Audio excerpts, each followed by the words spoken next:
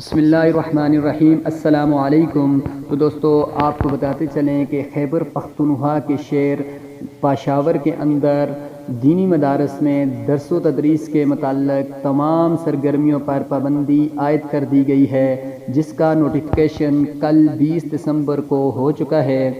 اس کی وجہ یہ تھی کہ کرونا کیسز کے باعث خیبر پختونخوا نے تمام دینی مدارس میں سرگرمیوں پر پابندی عائد کر دی ہے۔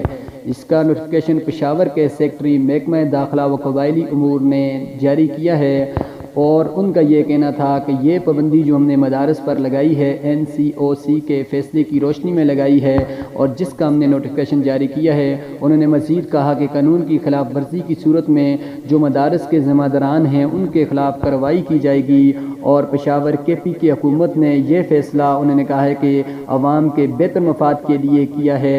یہ سیکٹری محکمہ داخلہ اکرام اللہ کا کہنا تھا، اور مزید انہوں نے کہا کہ علماء حضرات کورونا سے نمٹنے تک حکومت کے ساتھ تعاون کریں۔ تو دوستو آپ کیا چاہتے ہیں کمنٹ میں اپنی رائے کا اظہار ضرور کریں کہ مدارس کو بند ہونا چاہیے کہ نہیں بند ہونا چاہیے کورونا کی وجہ سے یا عام حالات کی وجہ سے۔ اور دوستو مزید کیا حکومت یہ فیصلہ لینے جا رہی ہے تو حکومت کا یہ فیصلہ بہتر ہے یا یہ غلط فیصلہ ہے، اور وفاق المدارس کے علماء حضرات کیا مدارس کو بند کریں گے کہ یہ نہیں کریں گے؟